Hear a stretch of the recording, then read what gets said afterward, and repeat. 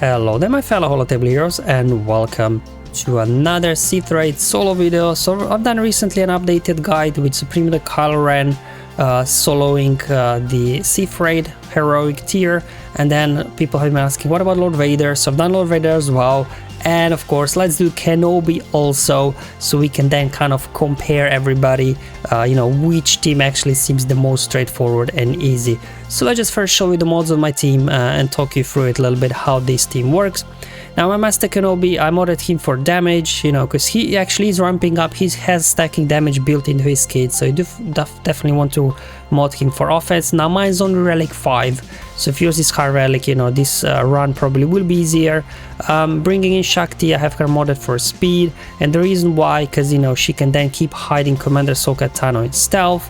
She has an ability here that calls assists, and then she can keep calling 3PO for assist. And then 3PO himself, obviously, whenever he uses his basic, he will be reducing cooldowns on whoever got 3 stacks of translation. And so then your Commander Ahsoka Tano will be able to use special abilities over and over again. Speaking of Ahsoka Tano here, mine's Relic 5 only, also modded for damage, same as Jedi Master Kenobi.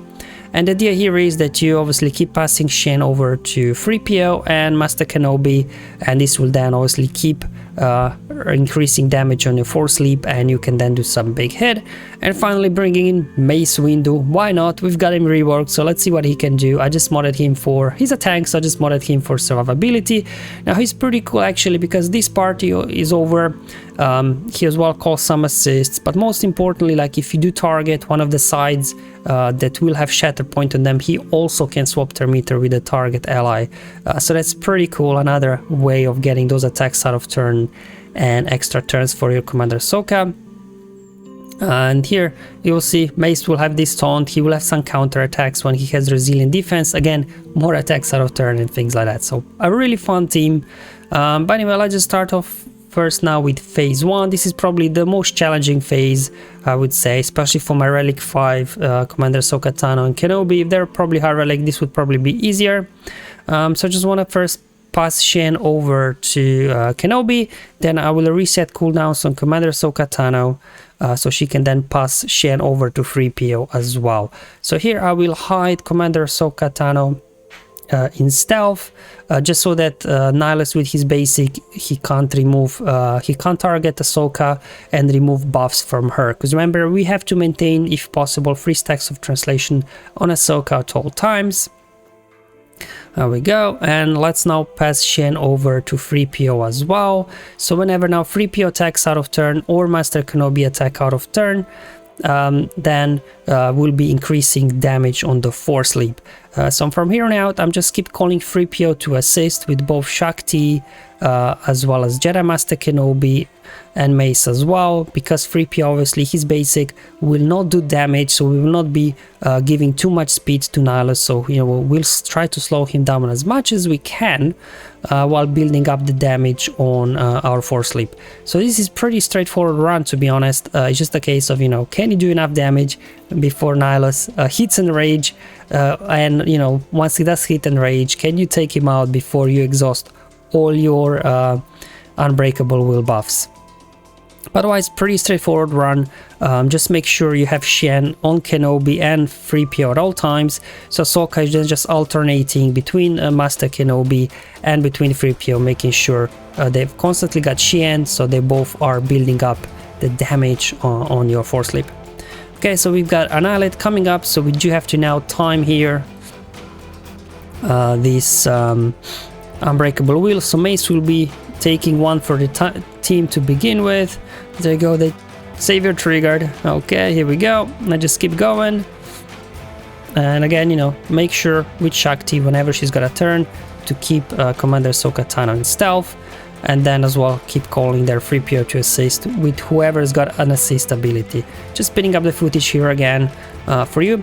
So here to begin with, for their phase 1, I was trying to see, does it make sense actually to keep building up Force Leap, keep building up, and just unload a big Force Leap in the end, hopefully one-shotting Nihilus, instead of, you know, keep doing Force Leap whenever is available, just to see, you know, how it will go. Okay, here we go. We got 3 turns to enrage, 2 turns to annihilate, Luckily, between all the foresight and everything, you know, Nihilus is really struggling to do any sort of damage on us. Here we go. We have to use Unbreakable Will now again. Nihilus is about to use Annihilate and Heat and Rage. Okay, putting Undispellable Healing Immunity on 3PO, not ideal, but we'll just keep going. Just gonna do basic here. Let's see, let's swap with Kenobi. Okay, get more attacks out of turn here. Let's call 3PO for assist, more attacks out of turn. Okay. Is it time? Is it time to unload the Force Leap? I think so. Or no, not yet. Not yet. Let's see. Let's swap again, get more attacks out of turn just to build up more damage. Because Nihilus has got only his basic anyway, and I still have Unbreakable Will on 3PO. So he will keep being there, just basics there. Let's swap now with Kenobi again. And now I can put damage immunity on 3PO so he doesn't die off for the time being. So we go Nihilus at 77%. Let's see if we can one-shot him at this point or not with Ahsoka. Come on, here we go. Ooh, it wasn't quite big enough. Still 20% left. So there you go. That's when it comes to my Relic 5 Commander Ahsoka Tano and Kenobi. Wasn't able to quite one-shot him in the end there, but luckily we should be able to burn for this 20%, you know, with these few Unbreakable Wills we have left. I still have, was it 3 more characters? Oh, 4 more characters now with Unbreakable Wills. So let's go ahead, use it on 3PO again, and let's just keep pounding Nihilus. Hopefully we can get him out quickly. There we go, just keep calling assists. Just do another one. There we go, down to 5%. So as long as I can get to another Force Leap here, I think I should be good. Okay, let's hide Ahsoka in stealth again. Perfect. Let's okay, yeah, I decided to use Unbreakable Will there with Kenobi, and then just keep going. Shen over to 3PO now. Let's do a mass attack here just to get more damage for the Force Leap. Okay, a big hit over here. Let's call here 3PO for assist. Oh, Kenobi lost Unbreakable Will already. Okay, that was quick. Let's get Force set up, and let's swap turn meter now here with Shakti. Okay, now Shakti can use Unbreakable Will. Okay, yeah, I'll just call assist again on 3PO here, and that should be more than enough. There we go. So even, you know, with Relic 5s, you can Relic 5 there, you can get it done, but yeah, it took a little bit of trickery in the end to get through Nihilus. To be honest, from here on out, things are a lot more straightforward. Because obviously you don't have to deal with Nihilus's Annihilate and things like that. I do have to make sure I heal up my 3PO here so he doesn't die off. He's a key component to this team. But other than that, it's pretty much a rinse and repeat of what you've seen from phase 1. You get Shen on Master Kenobi, you get Shen on 3PO, and then you keep calling 3PO to assist with, you know, Shakti and their Mace as well, and Kenobi. And then here obviously you don't have to worry about dispels, like you don't have to keep hiding there. Commander Ahsoka Tano with Shakti, you can just keep using her ability for assists to ramp up the damage. And because you've seen there in phase 1, I wasn't able to one-shot their Nihilus in the end, I decided to take a little bit different approach from here on out, just to start using Force Leap earlier already, just that I was able then to you know, start applying Armor Shred on the boss, and then this allowed me to then do bigger damage also on the other attacks, not just relying on one big Force Leap here. So probably if I would do phase 1 run again, I would just start using as well Force Leap a bit earlier, just to start stacking that Armor Shreds, and I think that would be a safer option. But probably if you do have like you know, Relicate there, Commander Ahsoka Tano, and Relicate Kenobi, potentially you should be able to just in the end one-shot Nihilus, because I was only 20% off with Relic 5, so you know, probably it could work. Give it a go, guys, and let me know. Obviously, another option you could try is like maybe instead of Mace, you could use Hermit Yoda, and you know, Master's Training will give you 25% extra offense as well, give you extra boost. I've seen some people using Ray Jedi Training and what and things like that, but just wanted to see, you know, can we get it done here with a full Galactic Republic squad or not? Just, you know, to do a little bit something more fun, especially Mace. Don't get to use him much, but now after rework, you know, he's got some useful abilities here. But otherwise, as you can see, business as usual. There you go, decided here to do first Force Leap now, did about 10% I think, just that we start doing more damage now because of the Armor Shred, because on raid bosses I think Armor Shred will reduce defense by 25% for each stack. So the more of these guys you stack on Cyan, the more damage you will be doing to him. Okay, there we go, another Force Leap, so we got now 2 stacks of Armor Shred on him already. So you can see even Mace doing 86k on his basic. So not bad at all. Here we go, 60%, another Force Leap, another Armor Shred, down to 50. So it seems like I'm doing it now about 10% here per Force Leap damage at this point, because I just kind of use it every couple of turns. Let's do another one, another big one, there we go. Down to 20% with 3 turns to go, so another close call here with my Relic 5 Ahsoka. Let's go ahead here, swap with Kenobi just to get some more attacks out of turn. Let's go ahead and pop some Foresight on our guys, and let's see if this will take care of him. Almost got him, just 2%, 1%, come on, somebody finish him off already. There we go, and down goes as well Cyan. Again, showing you with Relic 5s is a bit close. So yeah, maybe Hermit Yoda would be a good option if you do have like a Relic 5 instead of Mace, just to boost damage on your Kenobi there. And Commander Ahsoka Tano, phase 3, to be honest, I think was quite straightforward. It wasn't even close. In the end, I kind of was a little bit saving my special abilities, so I did run out as well, almost to the end of a range counter, but I could finish it earlier. But you know, I had a little bit slow start in phase 2 just because instead of phase 1 I was like barely staying alive. You know, I didn't end up with all my abilities off cooldown, so I wasn't able to straight away start spreading Xian, and that's also phase 2, you know, wasn't optimal start, but I was still able to pull it off. And otherwise, business here as usual, getting Xian on Kenobi, and then we can start now here calling 3PO for assist, so he can keep producing cooldowns on your allies that do have already 3 stacks of translation. And as well, once we do get Xian on him, he will obviously be helping there with stacking the damage on Ahsoka's Force Leap. Okay, and same thing as in phase 2, just started using here Force Leap earlier just to get those armor shreds down, so we can do more damage as well, you know, with other attacks, not relying solely here on the Force Leap to be doing all the damage here.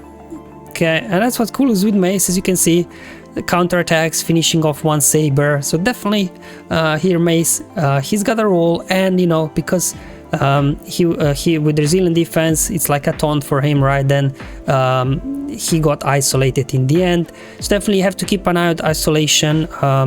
Whenever you see the Traya, when she comes out of topple, that she will have isolate ready. You can also put their Commander Ahsoka Tano in stealth with Shakti, because you don't want Commander Ahsoka Tano to get isolated, obviously. Alright, Bananas, just keep going. We're down to 90%. So let's just go ahead now, put Xian on Kenobi because he doesn't have it, so you just have to keep an eye out throughout the battle that both Kenobi and 3PO's got Xian, so you kind of have to a little bit alternate between them whenever you're passing Xian. But sometimes I kind of lose the track, who did I give Xian to last time, so then sometimes it comes out that, you know, one of them doesn't have Xian. There we go, second Force Leap out, second armor shred drop down, we're down to 80%, getting Traya down very quickly. Let's do another armor shred, beautiful. So hopefully we'll be able to start doing more damage now. Okay, keep going there. Good thing about Traya is obviously whenever she's toppled, go ahead and do use mass assist there from 3PO. Because, you know, you will not feed turn meter or speed to her while she's toppled, like for example you do with Nihilus and Cyan, because they're not toppled. We got her down again. As you can see, doing very good progress here versus Treya. We're down to 40%, 20% with still 7 turns to enrage. So, you know, very easy here. That's why I kind of started a little bit to slow down here. I wanted to end up with kind of my abilities on cooldown. I was saving for sleep. Probably should have unloaded there before Treya got out. But again, you know, just trying out, see how this works. Down to 3% and knocked her down. There we go. Alright, phase 4. Now phase 4 as well, to be honest, the Nihilus and Sign phase is straightforward. And with Treya as well, you know, it can be a little bit scary to begin with, but you do get her down quite quickly as well in the end. So same thing as with the Lord Vader team, you go after Nihilus first, whereas with Supreme Red Caloran you would go after Sion. So similar strategy there as with Lord Vader. And same thing as the other phases. First we need to start spreading Xian, start getting, you know, 3 stacks of translation on our guys, so we can then keep reducing cooldowns on our guys. There we go. Same thing as, you know, phase 2 and 3, because it worked really well. Just started dropping those armor shreds. Don't, you know, kind of wait with force sleep to the end, so we can start doing more damage. So this strategy worked quite well for my team in phase 2 and 3. So I said, you know what, I'll just do the same thing here as well in phase 4 and see how that goes. Getting a read here of one side. There we go, getting assists. Let's go ahead, finish off Sith Assassin there. And again, you know, their Mace taking that isolation. So actually Mace actually is a good option here, just so he can soak up those isolates. I didn't really even think about this at the time when I put him in the lineup. I just did it for the funsies, but you know, watching the replay back, actually it's very useful there to have Mace so he can soak up those isolates for you. Other than that, business as usual here. Obviously you do have to keep there an eye on Bonzo weakness. Luckily here with Master Kenobi you have lots of bonus protection, so you can run up to, like as I did there, to 40 Bonzo weakness. You don't have to soothe already at 20 Bonzo weakness. So in terms of soothing, obviously there 3PO and Shakti, they can cleanse off, whereas the other guys, they can remove isolation. So I did remove isolate from Mace, so he can, you know, join in the party as well, not just be kind of there left alone on the side. Other than that, obviously you do have to keep here as well an eye a little bit on Alice's cooldowns and everything. He will do Force Drain now, and because I had 4 debuffed guys, his cooldown went down to 2 for his Annihilate. So a little bit unfortunate there. I didn't time it there well that I had Kenobi's foresight, but it doesn't really matter. Let's just keep going. Another armor shred over on Nihilus. We got him down to 30% already. I'm going to soothe again here just to get those bonds of weakness reset. So Nihilus will annihilate on his next turn. So we either take him out or we have to use Unbreakable Will here at some point. Still at 30%, I thought probably my Ahsoka won't be able to one-shot him. So let's just go ahead, use Unbreakable Will with Kenobi, so he can take 1 for the team. And then let's just go ahead, unload it. Yeah, it's not even close. Okay, that's fine. Kenobi's a big boy, he can take it. And as you can see, he will heal up himself quite quickly. I do have high ground engaged, so he's counter-attacking, healing himself up very quickly, so you don't have to worry about him too much. Let's get some attacks out of turn again, healing up. Okay, there we go, beautiful. So you can see Nihilus there, we almost got him from the counter-attacks from Kenobi. That's why, you know, high rally Kenobi, I think, will make this even easier, even quicker. And down goes Nihilus already. And now we're just down to Sion. He's 93%, but because we barely touched him, he's still far away from his enrage. So similar like in phase 2, it's a very straightforward versus Sion. You just keep, you know, attacking him, making sure you got Xian on 3PO and Kenobi as always, and then just keep going. Okay, there we go. I'm just building up. So in terms of here, Sion, I didn't really use Force Leap on him because I was trying to build up the damage for Force Leap. When Treya comes, that I can hopefully take her out quickly, but still 10 turns to enrage. Hopefully this should be good enough. Let's just keep stacking now the damage of Force Leap. Hopefully, you know, we should be able to knock her out at some point. I'll just get everybody to assist here. Treya should be taking so many turns anyways, so you don't really have to worry about too much. You know, am I hitting her or not. Just you have to go all out on her. Do what you can. Let's use there, remove those bonds of weakness. And now with Kenobi, we can call assists again on 3PO here. Beautiful. Keep going, keep going. Okay. Counterattacks. That's what we want. And boom, down goes Traya as well. And that's pretty much it in terms of the Sith Raid here with Master Kenobi. So as you've seen, aside from phase 1 there, the other phases were straightforward, especially like, you know, if you do have high relic Kenobi, high relic as well Commander Ahsoka Tano, I think these things should be even easier. In terms of, you know, what team composition you exactly use, obviously Jedi Master Kenobi, 3PO and Commander Ahsoka Tano, these three are the core of these solo teams, and then the 4th and 5th slot are kind of optional depending on, you know, different people use different things. I've seen people doing it with Watt and Rey. Hermit Yoda could be a good option maybe instead of Mace, for some extra offense for your Commander Ahsoka Tano as well as Kenobi. But in that, you know, pretty straightforward run here, to be honest. But it did take, I think, about 30 minutes or so for my Relic 5s. So maybe you have Relic 7s or 8s or even 9s on your Commander Ahsoka Tano. Kenobi could be faster. So now that I've done 3 solos with all these teams, the fastest one I think was Lord Vader, and also I think the most fun and more straightforward for as well was the Lord Vader comp under Darth Vader lead, because it's so automatic, like you don't have to think. Like here you have to a little bit pay attention, you know, hiding Commander Ahsoka Tano in stealth, you have to keep passing Xi'an to one, then to another character, so definitely it's a little bit more trickery involved, I think, in this Master Kenobi battle. And for Supreme Kylo as well, you know, it's like you have to as well build up stacks of Siphon.